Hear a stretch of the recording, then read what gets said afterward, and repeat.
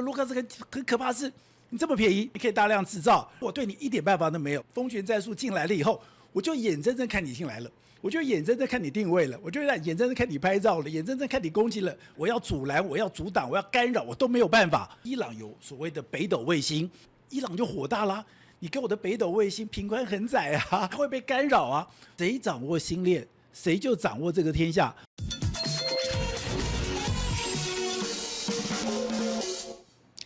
从美国攻击委内瑞拉到现在攻击的伊朗，我们才发现说，原来 AI 也就是科技在战争中扮演的角色是越来越重要的。你在战争的过程里面，战场地图的绘制，甚至我的攻击优先顺序，甚至我很多的决策，居然是由 AI 来做决定。你现在看到这张图非常耐人寻味，非常令人惊讶。你看到这么复杂的战场地图，你会觉得那是一个机构，那是一个军队花了很多的时间绘制而成。没有，那只有一个人在非常短的时间里面，透过现在公开的资料里面，就可以绘制这样的战场地图。在这个战场地图里面，你就看到这里面你的军机的一个配置，这中间所有航运的运作，它的运动的方向一目了然。如果一个人透过现在的科技都可以绘制这么精彩的图像的话，那现在美军跟中国人民解放军他们能够做到的地步又是多少呢？好，在今天的节目里面，我们非常开心找到对于什么的科技 AI 非常熟悉的 Insider 的共同创办人萧尚农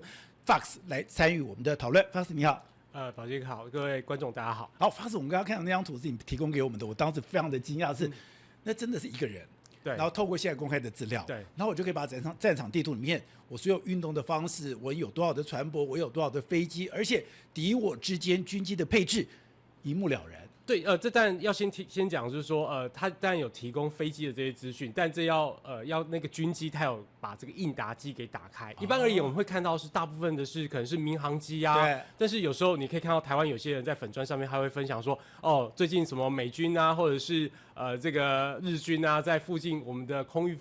附近飞，或有什么无人机，其实这个讯号都是公开的、民用的，那大家都看得到。只是这个最厉害的是，这一个人呢，这个 Google 的前 PM， 他自己去把这些所有资料用 AI 兜起来了，然后把它爬出来，然后把它变成放在这个4D 的地球图上面，就变成一个战场全语图的感觉。你说那是一个海量的资料，对。如果按照过去的话，你可能要花好几个月的时间，我就是筛选。可是现在我非常短的时间就可以做出来。那这个图，我们外行人看不懂。这个图其实告诉我们什么东西？其实第一个是我们可以看到，比如说这个是航运，就是说在海上，在这个海峡上面，这个船运通行的状态，他们是被封闭了，我们可以及时知道。那再来就是在飞航的部分呢，它有禁航区嘛，它什么时候先关起来，然后飞机开始绕了，我们说这个要打仗了。对吧？这个对于商业、对于一般的民众做决策，其实都是很有帮助的。那还有比如说电磁的干扰啊，还有这个卫星在哪里？就是说我可以看到天上，比如说它可能有 Starlink， 它可能有美国卫星和俄罗斯的卫星，它在哪个位置？刚刚有看过了吗？什么时候会飞过去，落在你天空上面？这个全部都看得到。所以我刚刚看到有些那是真的卫星的位置。对。所以你现在包括 Starlink 进来了，对，你包括俄罗斯的卫星进来了，经过。我都可以知道，我就可以看到那个上面的状况。对，就是他看过你，因为它其实是一个固定的轨道，它通常都是可以被看得到的。所以在这次伊朗的战争里面，你说你后来也发现了各国的卫星，像伽利略也来了，包括的 GPS 也来了，北斗卫星也来了，对，全部都来了。对，因为我们就在同一个这个作者啊，他在 Twitter 上面也有说，大概在10个小时之前，他就说，在战场开打之后呢，这个各家的卫星，包含了俄罗斯、包含了美国、包含了中国的卫星，就飞过伊朗上空的时候经过了，那都等于是有点像是有点。来看看损伤的状况，打得怎么样，确认到底战果如何。那这个是确实在发生的。对，好，那我现在不解的一点是说，如果一个人，我都可以透过这样的公开资料，我都可以去抓到美军现在最新的动态。但对我们看到，连中国，中国他们也有一家公司，也在开战之前，也就是我们现在的用这底下的这张图，就是说，它的 F-22的位置，它也都标明清楚了。对。但这个标明清楚了以后，那为什么今天我完全没有办法防范呢？就是这张图，就是在战场之前 ，F-22所有的位置，你的标定都已经被中国的公司弄出来了。对，这有点像是我们已经开了这个天眼，然后已经知道它在哪了。可是我们没有相对应的打击手段，他什么时候要打？对，那要搭载什么？我搭载什么？现在可能知道了，就是我现在 F22嘛，我现在要什么样的炸弹，其实这都知道，但是没有防御的手段，就好像说我已经知道你要来，可是你这么强大，我根本没有毫无手段可以打回去啊！我觉得这件事实力悬殊的问题啊，因为我们过去我们也受过基本的军事训练。其实我觉得在打委内瑞拉跟打伊朗的时候，我觉得我最 shock 的是什么？你知道吗？以前我们在这个所谓当兵，你做任何的动作，你要先集结，你要先动员，要集结，集结花的很多的时间，而且你要做勤俭教育。结果我看到打委内瑞拉的时候，没有任何集结动作，他在不同的地点，然后最短的距离只有800公里，最长的距离1800公里，然后这个在不同的地方起飞，然后在同一个时间到达，然后进行任务。这次更可怕的是，这次美军是在6个不同的方向，你有看到他 F-22停在哪里？你有看到他的林肯号停在哪里？你有看到他的福特号停在哪里？你停在这里没有用。可是我的军机本来每天就会飞来飞去，可是我的军机一飞上去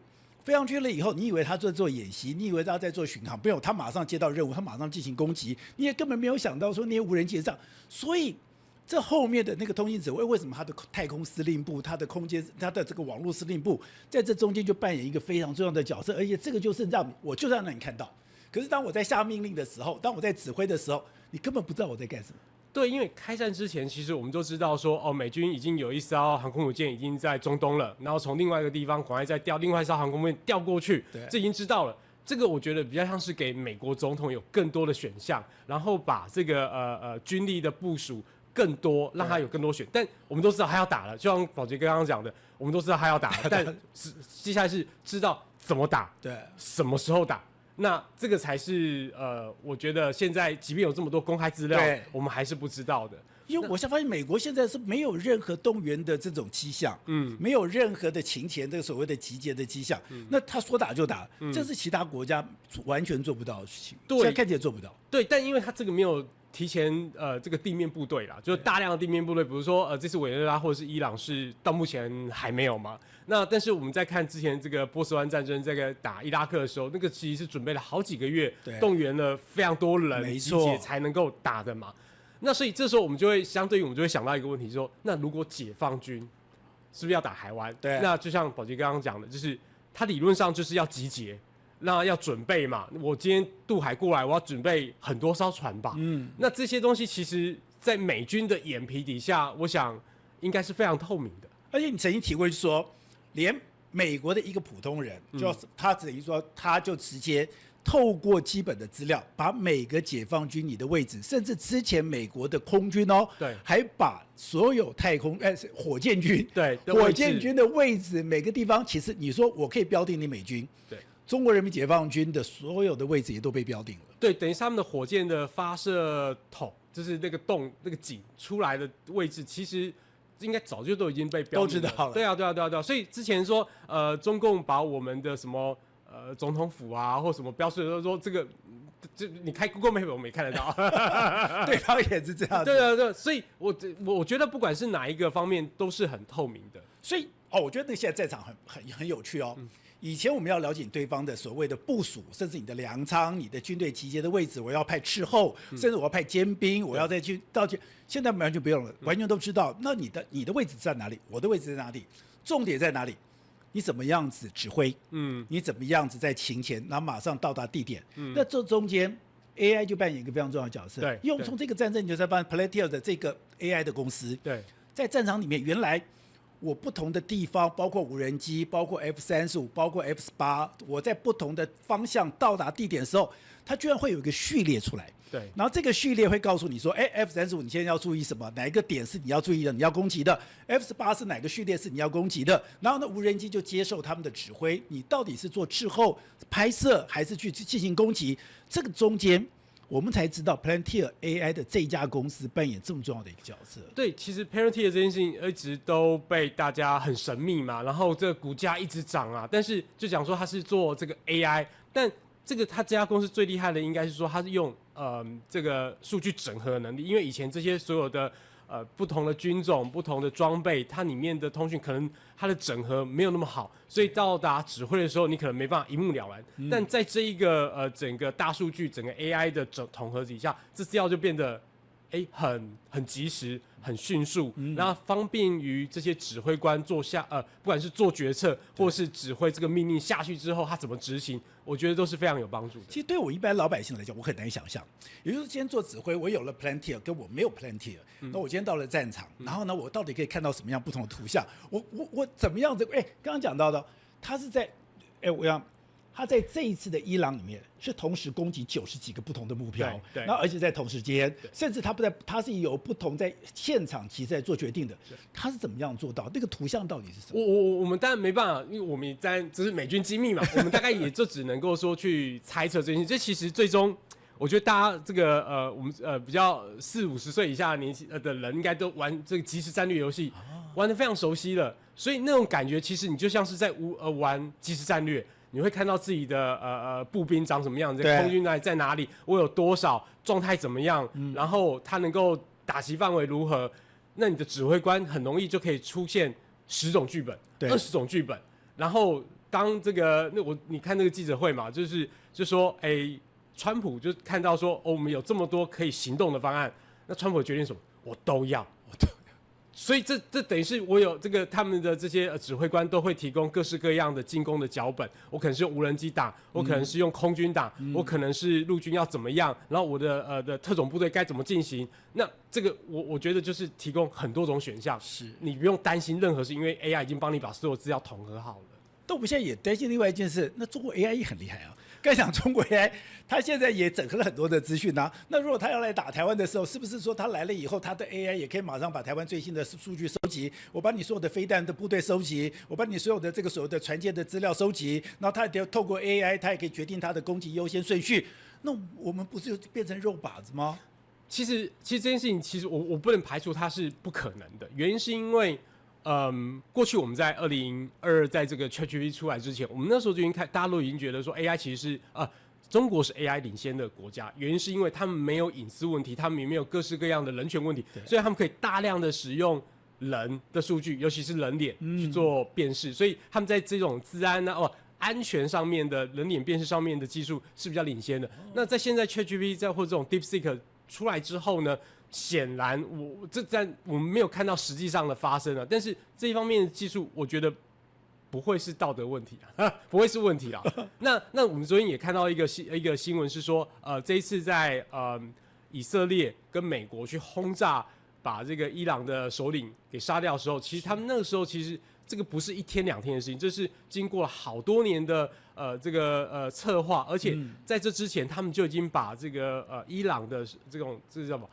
监视器都给害进去了，然后把这些影片已经传很久了，他们可以辨识出来说，这个首领是谁，然后他们的保镖是谁，他们的作息是什么，车队是怎么样子，这已经是一个大量已经累积起来资料，然后丢进去 AI 做分析，我们做人脸辨识，然后做这个 pattern 的分析，我们就知道它固定的行程是怎么样，我们接下来该在什么时候去击杀它。所以在那天为什么会行动呢？就是他们判断说，好不容易他已经所有人都在。知道白天了，在哪个地方了，所以才会白天的时候，一般而言都是晚上去袭击人家嘛。那这一次是白天，因为机不可失，这个时候就要去打他了，所以人好不容易聚集在一起，所以川普就决定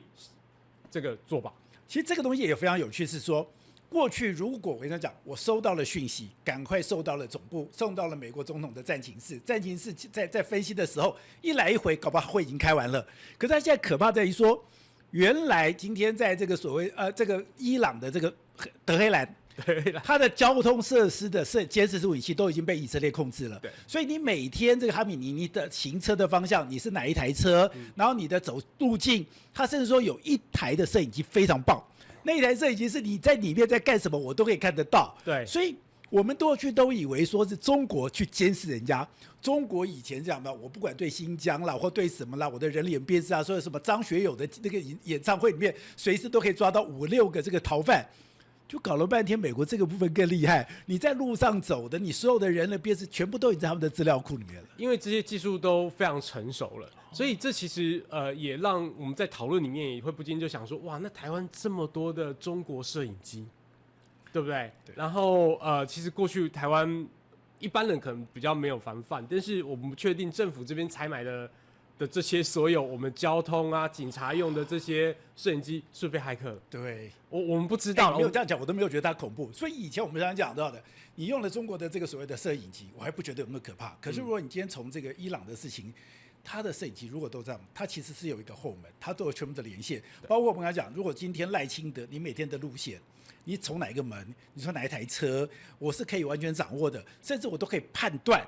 你下一个小时或下一个30分钟你人在哪里。你从这一次的哈米尼被杀，他完全就是这样同样的方式。对，因为一旦你的这个轨迹判断被判断出来之后，其实就有迹可循嘛，那他就会找最好的时间去做这件事情。那的确这是我们应该要担心的。好，那但是这中间你说有一个差别在这，中国的 AI 虽然很厉害，特别是我跟你讲，它的机器人现在很厉害，可是它现在有一个问题是说，它变成各自为政，它没有办法像美国这样。美国到底在这个部分厉害到什么程度？它到底领先中国到一个什么样的方面？现在但我众说纷纭呐。但我们最近在看这个 AI 的领先发展，我们讲大型语言模型好了。那一般而言，大家普遍的共识就是说，美国还是领先的。就大概，但领先不远，大概就是个半年、1年之类的。但因为中国其实第一个追得很紧。第二个是他会去偷美国人的模型，去我们叫做蒸馏，把他的资料给蒸馏出来，然后强化训练自己，所以追得蛮紧的。那至于说他怎么应用，其实我觉得这是一个道德跟这个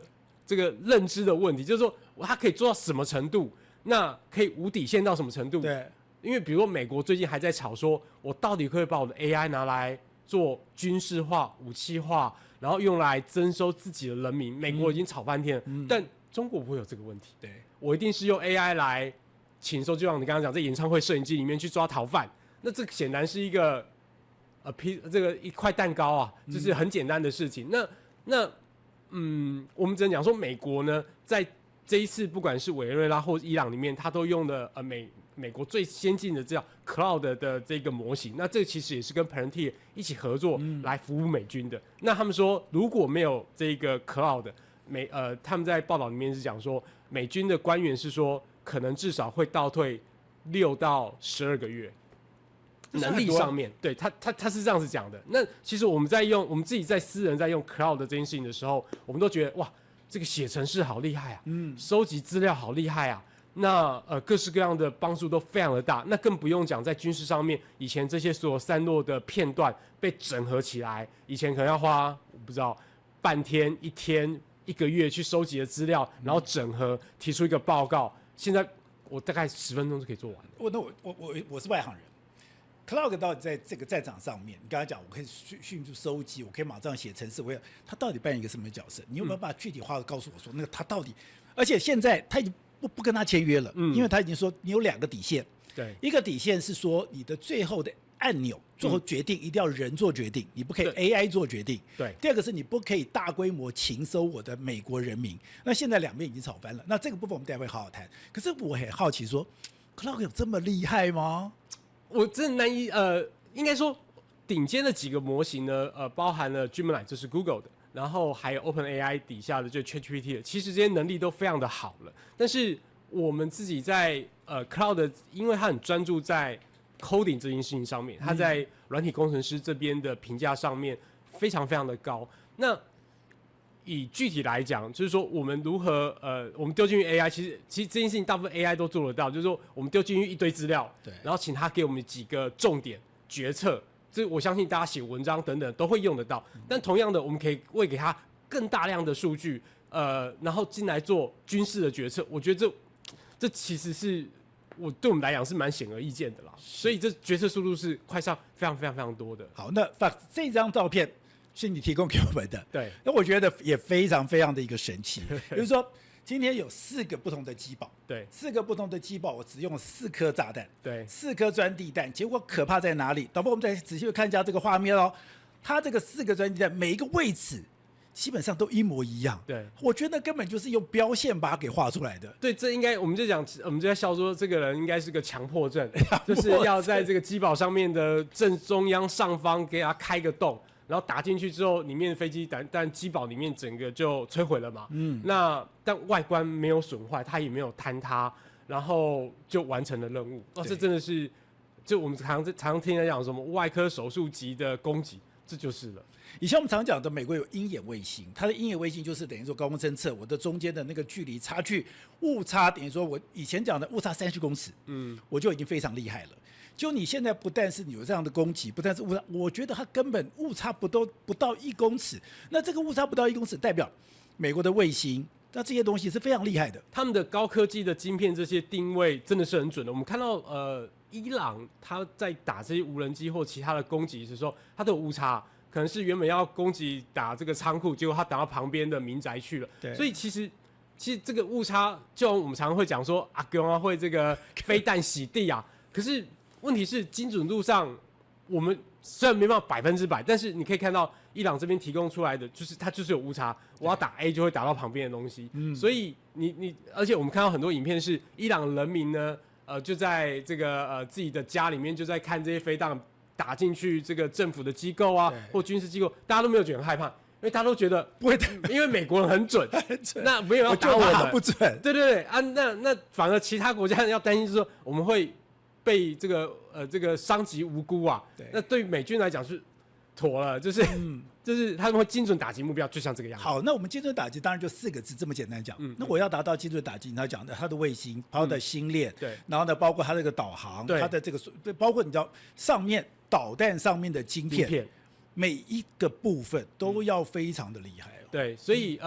这个我们就显示到美军非常这整合讯息的能力非常的强大。我们现在卫星飞过去了，我们知道这个地方这个空军基地可能很早就已经被定位定好了，那坐标很准嘛，那这个战术导弹也很准嘛，那才能够做到这样的水准。那我跟你说，好，你刚刚讲到一个重点了，现在这个整合，这个美军整合就是说，哦，你除了你的飞弹厉害，它这个整个我们讲美军其实是一种系统性的一个战争。什么叫做那个系统性的战争？那个到底有多厉害？我没办法我很难以形容这种系统性的战争。对我来讲，它等于就是刚刚讲到说，它有太空军，就我们其实台湾根本没有太空军。那我们太空指的就是卫星这些什么时候去提供在太空的资料。那再来网络其实我们也刚刚在讲说在伊朗刺杀这个他们的首领的时候，其实在网络它也去干扰了、骇客了这所有的东西。那它不只是实体上面的，就是我们常常在讲说火箭啊。这个战斗机啊、陆军啊，这个是实体可见的。但是我们现在不管是在太空，或者是在网络上，再加上实体的，这是不知道是 N 位一体一起去打。那我觉得这个是要整合非常好的系统。对，你这样讲，我就觉得有一点趣味，就是说，因为我不知道你的敌人到底会从哪来，那我也不知道你的这个发动会从哪里开始发动，那你就完全是在空中，所以你代表说。我在每个地方发射，不管是飞弹，不管是飞机，不管是这个所有的这个设备，它都要因为我觉得都要非常的精准，而且你不可以有误差，而且你的先后顺序大家要搞得非常清楚。我觉得先后顺序现在已经不是一个太难的事情，因为反正 AI 决定嘛，第一批、第二批、第三批，你就是有点像按按钮，按这个荧幕上按钮，就循序渐进按上出去就好了。那这些所有资料也等于就是我们拿一个。我们也许是一台电脑，他给他看，我们有这个 plan， 总统你要哪几个？我要这10个。那对于这个司令官来讲，就再请 AI 去排序哪些是优先打击或执行的顺序，就出去了。好，那这一次里面，美国还有一个我觉得非常让我亮眼的 Lucas，无人机，它有2个东西让我觉得非常亮眼。第一个就是你没有想到美国在这次攻击里面，无人机扮演这么重要的一个角色。第二个是。我以为美国的工业制造能力已经完蛋了，他根本没有能力制造一个便宜又好用的无人机。可是没有想到，在我们都不知道的状况下，美国居然偷偷摸摸的生产了数千架、数千架的这个 Lucas， 而且 Lucas 还这么好用，而且它居然是逆向工程去学伊朗的。这个 Lucas 到底代表什么？而且代表，我真的很难想象，美国现在的工业它还是有能力大量制造。这个 Lucas 其实也是在去年年底的时候开始去生产制造的。那就像宝杰哥讲，他是去逆向了伊朗的无人机。虽然网络上有些人讲说这都是抄以色列，但我后来再去找这个资料，就是说这其实是平行的事情。因为如果真的要讲要抄是，可能是要抄90年代的德国的某一个三角形的无人机。但 anyway， 反正我们现在看到新闻来源是这个的确是逆向伊朗的这个无人机去执行的。那过去呢，这些无人机它其实最早的时候它是定点，就是我现在知道坐标了，我知道这个机场在哪里，我就去用这个无人机去打它。那随着这个科技的进步，可能在俄罗斯的仿制的机种上面就会有一些传感器，它就可以去打移动的目标，但是这个速度上可能都还是有局限。但这一次 Lucas 上面其实配备了星链。也就是这个马斯克的这个星链的系统。那之前我们就已经看到说，俄罗斯其实已经有在无人机上面就装了星链，然后后来被抓包了嘛，然后就被 ban 掉了。那这一次是美国自己就用了星链的这个服务。那当然这个不叫星链，他们叫 Star Shield 星盾，那是否美国军事使用的。那所以在上面它就是一个天作之合，因为它等于是说不用怕被 GPS 之类的干扰，它是透过卫星去定位，然后不断的有网络连线。对。那另外一个我们就可以想象到说，哇，我今天可以透过网络连线，那我可以控制一台，我就可以控制100台，它就会变成是一个蜂群的攻击。那这是一个想当然，接下来方向就是无人机大量管饱，对，这样饱和的攻击。那这真的是一个很惊人的发展，就是这土炮型的越来越升级，就加上美国的最新的卫星科技，就会达到更新的一个高度。因为我看到这个东西，我非常惊讶是什么？因为美军的无人机第一次被拦下来，就是被伊朗拦下来的。对，他的坎大哈怪兽 RQ-170，拉下来的，你会发现伊朗不是笨蛋哦，他们其实在这个科技上是非常强的哦。就你发现说，所以以前美国只要无人机进到了伊朗，他要非常小心，因为它是会被拦下来，有机会的。而且恐怖是什么？它拦下来，我们看到那个坎塔怪兽是完整的，也就是我是接收你这个无人机，我让你平安降落，所以我可以透过去学习美国的无人机，所以伊朗的无人机变得很厉害，其实跟美国也有这样的关系，因为我也做了一些逆向工程。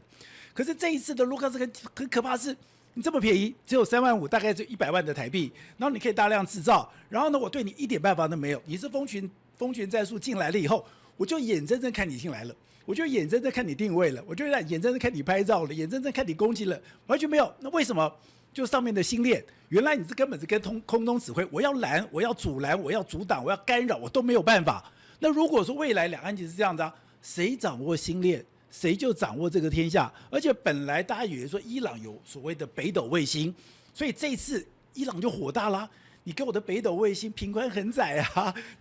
而且时有时无啊，而且它会被整个干扰，它会被干扰啊。所以就是说，原来在这个战争里面，我们大家没有注意到说，哦，原来空中的战争、卫星的战争是在这边开打，而且谁掌握了卫星的整个控制权？因为讲卢卡斯其实最低阶的，它也不是很贵，可是真正的打仗是星链在打，是卫星在打，是太空军在打啊。对，所以之前在那时候在伊朗抗议的时候，在暴动的时候，其实美国据说啦有偷偷的送了一堆星链进去，然后伊朗有用境内的一些方式去干扰了星链，所以接下来战争能不能被更进阶的应用，那一定就是我们要有低轨卫星，我们要有通讯的能力，那这是避免不了的。对，就是低轨卫星这个能力是一定要有的。好，那现在我们也担心一个东西，就是说，现在伊隆马斯克跟台湾不好，我们台湾有办法用到星链吗？我觉得这是一个迷思，你知道吗？就是我觉得当时间马斯克在2021年的时候，他可能2020年的时候，他接受了2个专访。那一个专访是欧印，他在里面讲说，台湾就好像台湾之于中国，就好像夏威夷之于美国。他是为了解释这件事情，但他并没有说台湾是中国的一部分。这是第一个。那这个其实如果大家去搜寻的话，会发觉这是一个谣言，这是一个误解。那第二个是呢，他在 Financial Times 的访谈里面讲说，他认为台湾应该跟中国坐下来，就是讨论一个方式和平解决，比如说成为一个特别行政区。我们在讲台湾人都会觉得说，你讲这个在说什么？对，在说什么？但实际上，我认为他那个时候就是一个老美。他对于这整个情势当时间并没有觉得那么敏感。你可以发觉他之后再也没有讲过类似的话。那第二个是同样的，那为什么 Financial Times 不去问 Apple Tim Cook 说，那你赞不赞成一国两制？那 Tim Cook 会说什么？我觉得这大家对于马斯克的这个偏见过于严重，以至于说大家会觉得他们不给我们。但据我理解啦，其实那时候2021、2022的时候 ，SpaceX 有进来谈说要不要进来台湾，然后最后某些原因，所以破局了。所以并不是人家不愿意进来，我觉得这是一个要被先说，因为我有跟一位这个 SpaceX 的顾问聊过，那他是给我这样的讯息，他们是想要进到台湾。是好，那这次当然讲了，我们刚刚讲，因为 Lucas 的进攻，Lucas 用的就是星链计划，那用的星链大家会觉得那你是不是你的星链已经进到了一个战争，你有战争的用途，你满手血腥，你已经那个，然后他就说没有。那个我们不是，我们那不是星链，那是星盾。那透过星盾，好，那我们就回到了前面跟 Palantir， 跟那个Cloud 的那个争议。争议就是说，刚刚那样讲到的，它有2个要坚持的部分。为什么他们会谈到破局？破局是第一个，就是说我有2个部分我一定要坚持。第一个就是我如果到了战场，发现说我今天要进行攻击，我的 AI 可不可以觉得，比如说今天哈美尼出来了。好不容易机不可失，我到底是要回到司令部，让人来做决定，我这个按钮、这个攻击、这个飞弹要出去，还是 AI 就可以做决定？那美国国防部是说，你没有权利来决定你的 AI 能不能攻击，能不能攻击是我，而且你也不要知道说我到底是让 AI 做决定，还是我做决定。你既然东西卖给我，那就是我的事情了。第二个当然是不能对美国大量情收，我觉得对美国不能大量情收。这个部分可以理解，可是那个是战场瞬息万变的东西，那我觉得那个东西是可以是决定战场的东西。我会为什么把它结合到星盾？你可以看到伊隆马斯克讲说，那不是星链，那是星盾，就代表我今天的星链，我的卫星我已经交给你美国国防部之后，你美国国防部要怎么做，伊隆马斯克是不管的。对，我觉得这是一个关键。对，这其实我们会常常大家会对这件事情有很大的恐惧的来源之一呢，就是我们玩了很多的游戏，我们看了很多的电影，我们比如说《异形》里面，我们会看到说有大量的财阀，就是那种很巨大的公司，或者是说在这个什么 Cyberpunk 2077里面有那种巨大的财阀控制了未来的世界。那我们现在担心的就是这些 AI 的公司接下来会不会他们决定的一切凌驾于政府之上？对，所以美国有一派的人就说。当然不可以让企业决定这件事情啊！怎么会让企业决定呢？这一定是让透过民选政府，起码虽然民选政府这个总统可能不是完美的，但毕竟他是民选政府，我们要相信民选政府这个人所代表的指挥跟权力，而不是交给 AI 公司的老板来决定说我可不可以攻击。这就是美国人现在正在吵的事情。这中间有一个非常有趣的故事，就是欧本海默跟杜鲁门的故事。对有一次欧本海默弄了一个原子弹了以后。他就很沮丧，跑去跟杜鲁门说：“我满手血腥。”你知道杜鲁门是一个很粗鲁的人，然后呢，当欧本海默一离开，他就骂了三字经。骂了三字经以后，他就说他手上的血连我的一半都不到。也就是说，今天其实这是一个有趣的争议，因为你面对的是中国。中国根本没有在跟你管这个东西，可是现在这个已经变成了美国一个非常大的冲突，就是说，如果不能完全美国国防部如果不能掌握了 AI 的控制权，它会有什么样的一个所谓的副作用或什么东西？对，因为他如果没有要掌握，那这些财团的老板可以控制这件事情，本质上就是一个不好的事情嘛。我觉得回过头来想，台湾，我要问你哦。那是不是就是说，今天已经到决定，我已经哈美尼哦，然后呢，比如说我要决定说，我马上要打了，就 AI 是可以，后面老板是可以控制，不行，我觉得这个人是平民，我就把你停掉。对，然后就像之前我们在俄乌战争的时候，在克里米亚半岛前面，或者在乌东战场上面，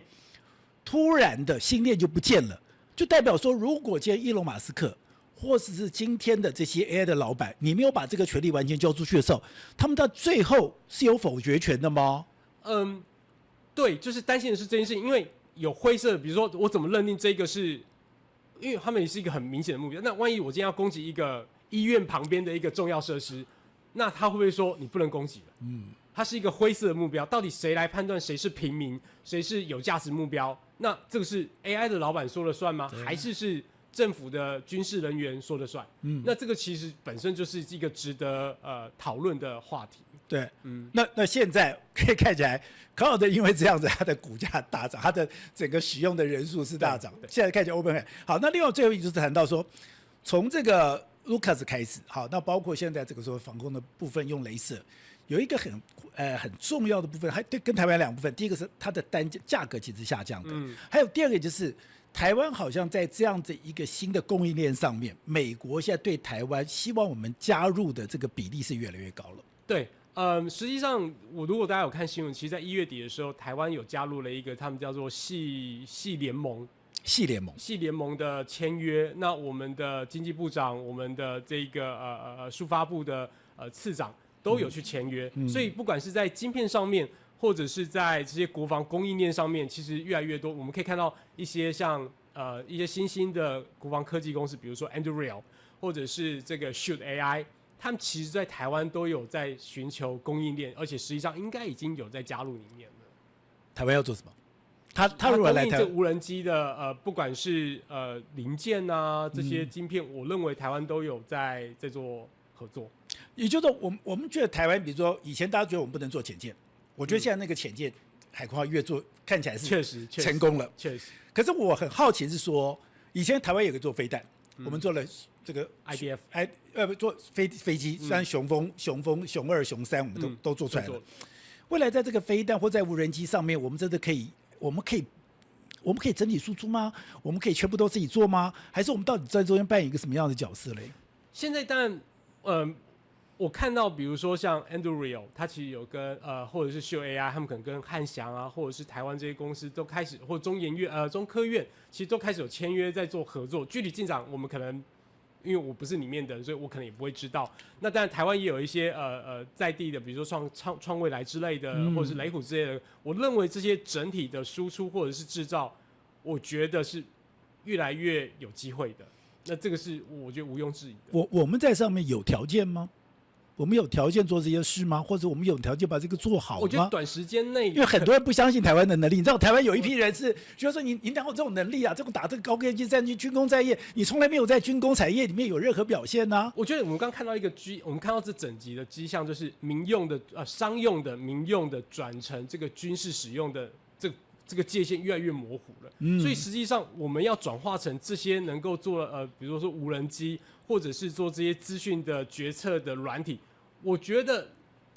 难度没有想象中高了。对，我真心觉得难度没有想象中高。所以你说我们要做海鲲号潜艇，我相信这确实有点难度。我们海鲲号也不是整艘都是我们做，我们也是东买零件西买零件，最后把它组合出来，但还有一定的难度。但同样的，我们可能现在做出来无人机会比较贵，因为过去在我们买这么多这个中国的这个红色供应链的东西，但现在要脱困出来，不管是我们或是美国都有相当难度，但我觉得大家是一起在克服这个问题。是因为我听到很多人讲说，你再怎么样你也比不出个大疆无人机啊，大疆无人机又便宜又好用，然后它又准确，那台湾你凭什么去跟它做这个竞争呢？所以美国把它禁了嘛。那现在禁了之后，现在就采购量，我们开始 Lucas 这些采购量开始起来了，那零部件才会便宜嘛。那再来是软体，但台湾我觉得在某些无人机上面的软体，但我们还是没有办法跟上美国。但是美国这些不管是 Anduril， 比如说 Anduril 他们有一个叫 Lattice 的作业系统，或其他的这些，他们就开始慢慢会提供这些软体来给大家做整合。所以这很有趣的是，就好像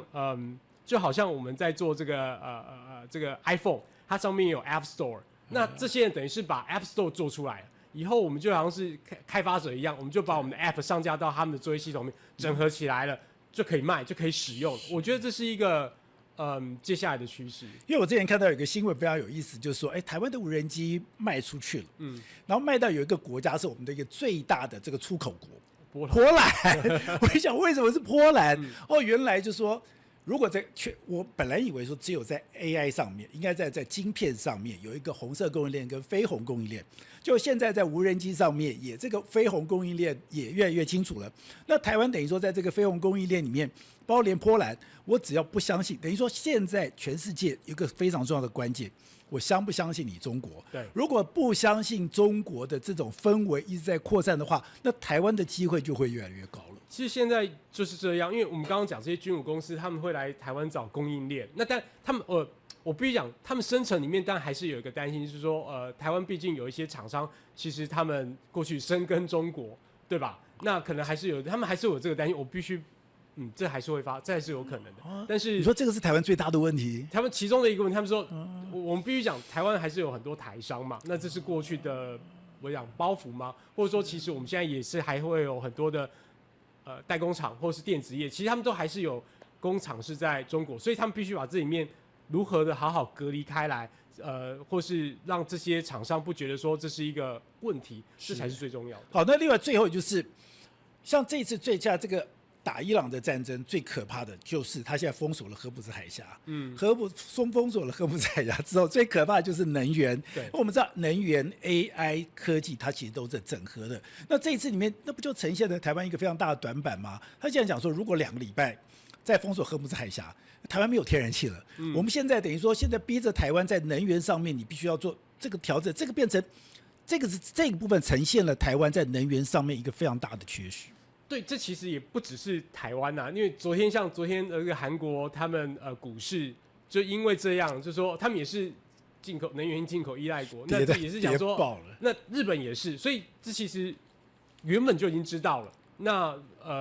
这只能再透过这是压力测试，这是一个压力测试。然后中国其实也在讲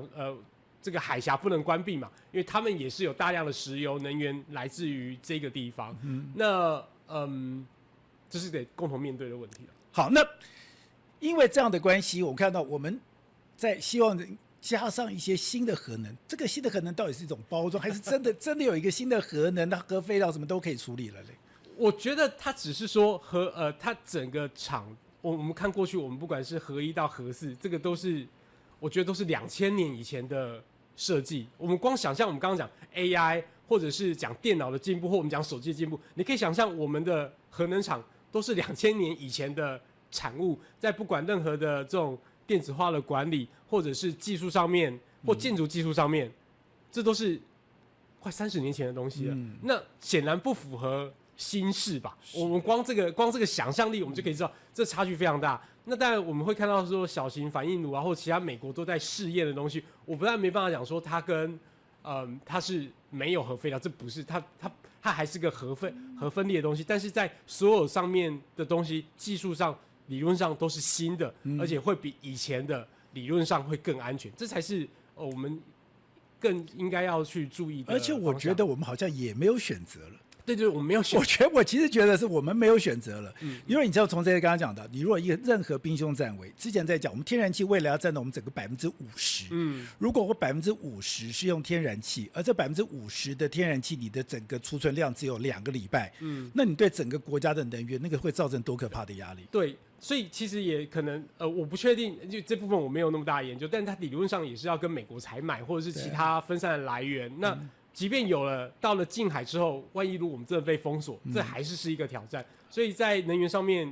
的确不能只这么大量的单靠天然气，可能是。好，那法所以就是说，你对整个科技，当然对它的整个战场管理，你是非常的有去研究。其实我觉得现在有一点是龟兔赛跑，龟兔赛跑就是伊朗，反正我就破罐破摔。我现在就是把我所有的飞弹，我就把周边国家全部都给扯进来，扯进来后我形成国际压力，我就看你川普撑得久，还是我伊朗撑得久。那川普现在做什么？我就猎杀，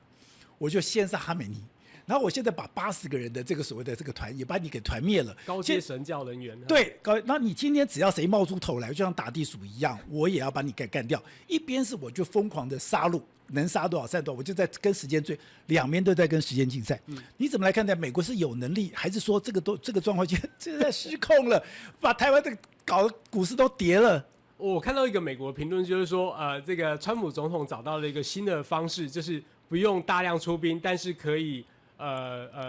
获得成果的一种方式。他讲委内瑞拉嘛，把他的这个领导班子先端掉之后，把他有一个接任的人，然后达到目的，就是可以顺利输出石油到美国，这件事情就结束了。那现在伊朗这件事情，他没那么简单的。